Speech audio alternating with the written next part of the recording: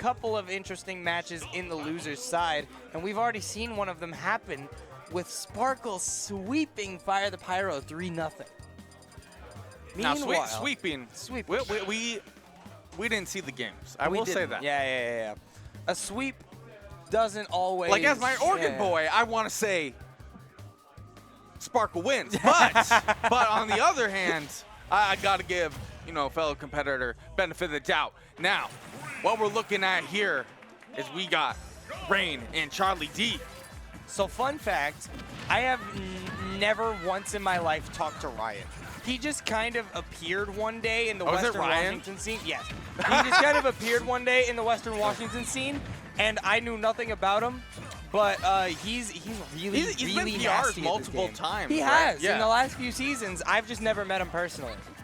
It's just, this is not a diss or anything. I'm just saying, like, I don't know. Okay, in terms of, like, players that travel, I would say, in terms of that Washington talent, we do see a little less from Raiyihn. Charlie D, on the other hand, at least as of recent, Bro's a traveler.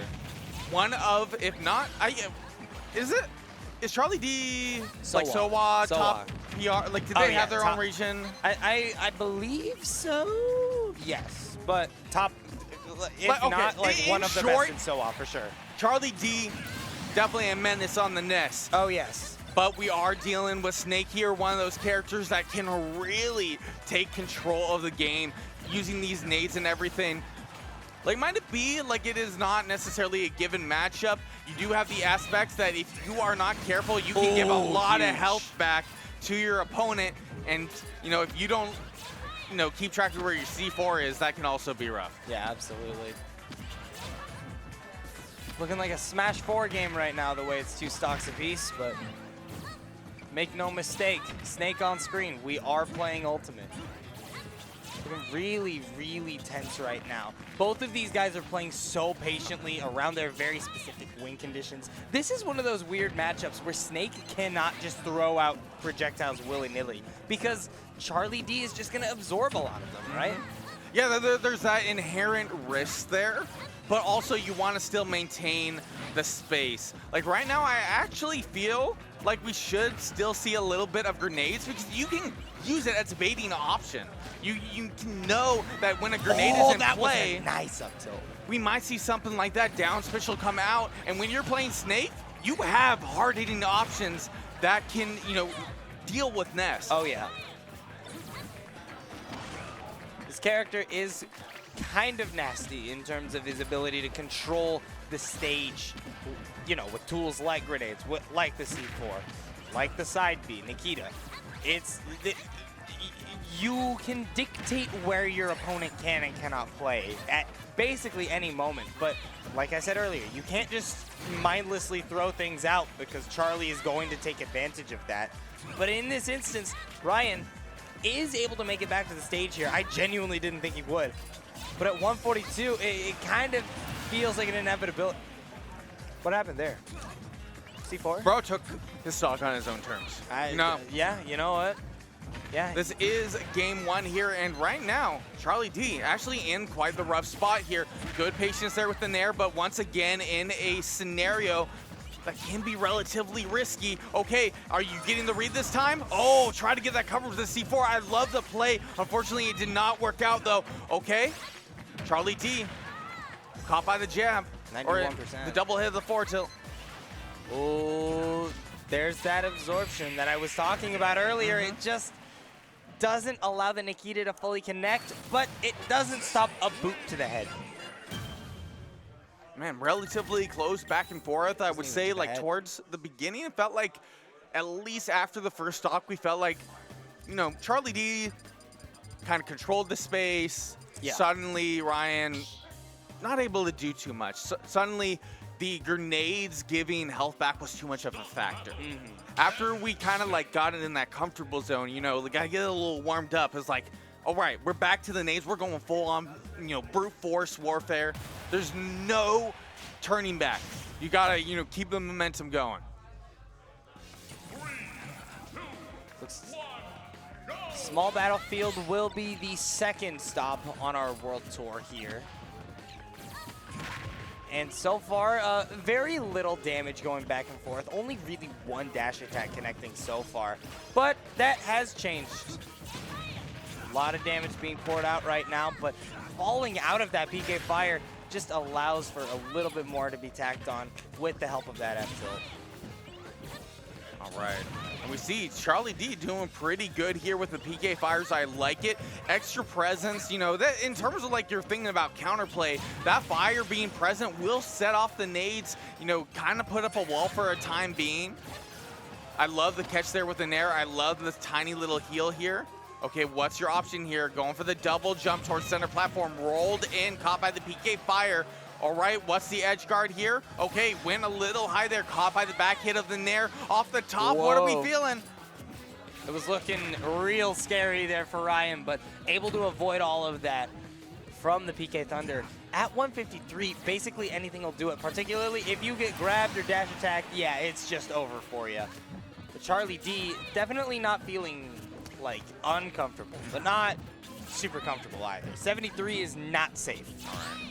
C4 is in a really good place right now. I can see how Ryan's kind of like setting up here in terms of like kind of baiting, getting rid of the C4 because you don't want that blowing up over time. Yeah. Like, and in terms of having it as an option here, either like for coverage towards the ledge, it is such a good tool that you have to be utilizing.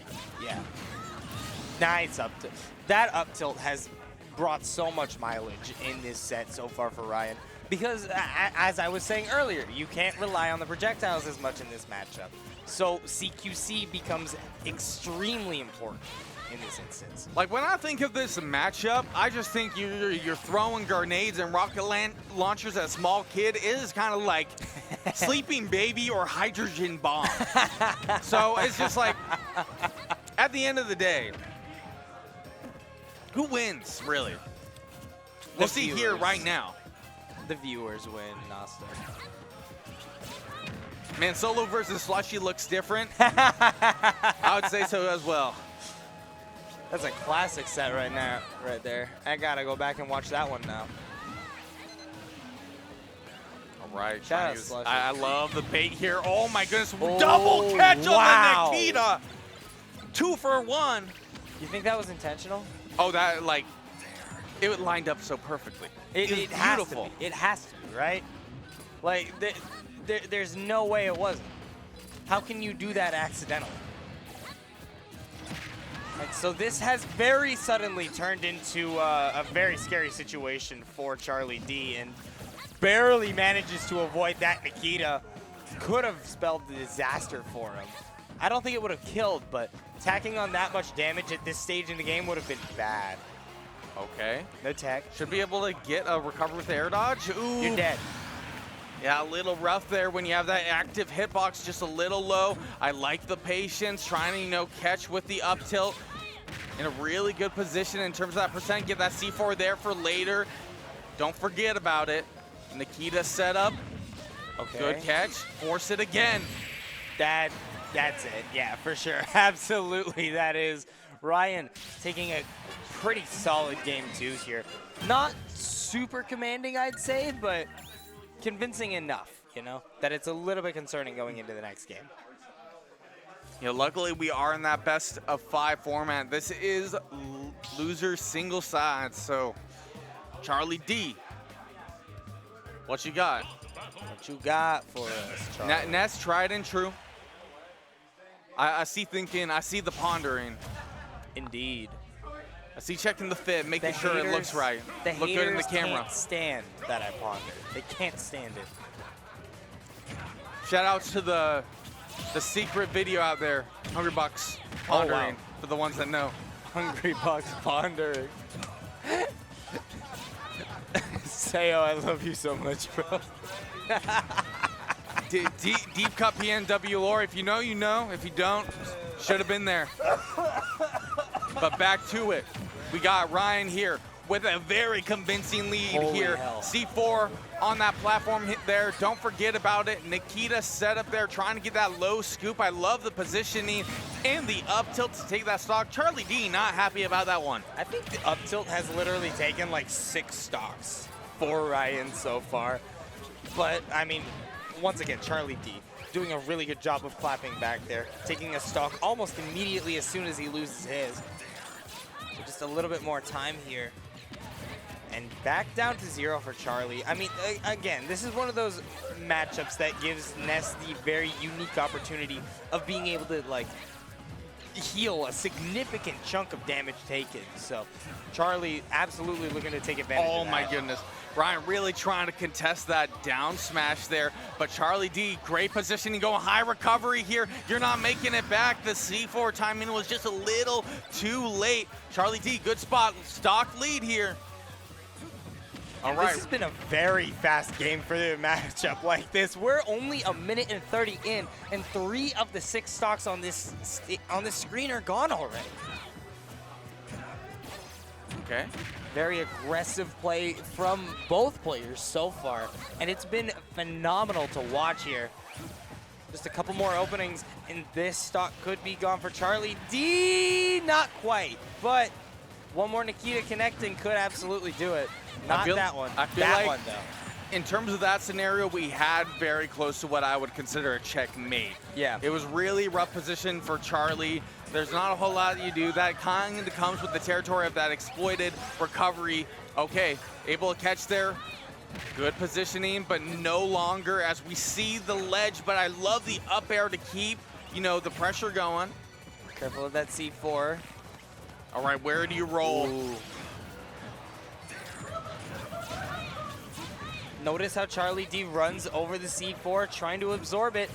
I mean, if you get a successful absorb on a C4 at this stage in the game, it is absolutely impactful. You heal up for so much damage, but not meant to be in this instance for Charlie D. Still sitting around that 100% mark, and that could be disastrous. Oh, the man. Nikita connecting and confirming a 3-0 in Raiyhn's favor. I genuinely did not think we were going to get a sweep there. I like the bait there with the circle around there, you know, kind of giving that false, you know, conditioning where we saw like the Nikita drop after the single circle. In that point, we just saw the full commit, missile to location.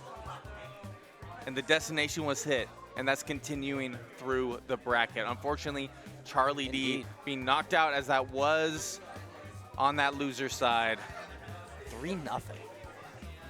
I mean, they were all like close set, like very close set given the stocks, but in terms of those games, very much Raiyhn favored. Holy.